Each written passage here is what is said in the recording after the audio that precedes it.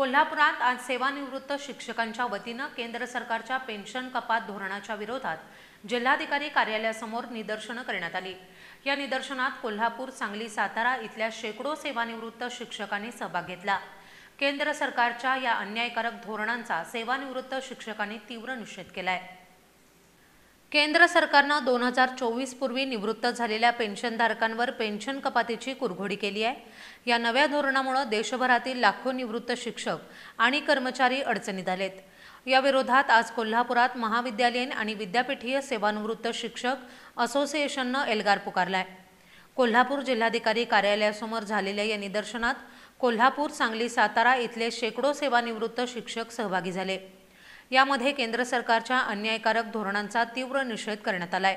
या धोरणांमुळे मासिक पेन्शन कपात, महागाई भत्त्यात घट, कुटुंबीय पेन्शनमध्ये कपात, ग्रॅच्युइटी आणि कम्युटेशनमध्ये अडथळे अशा सातत्याने वाढणाऱ्या आर्थिक समस्यांचा सामना करावा लागणार असल्याचं शिक्षकांनी सांगितलं। यावेळी जिल्हाधिकाऱ्यांना निवेदन सादर करत त्वरित निर्णय मागे घेण्याची मागणी करण्यात आली।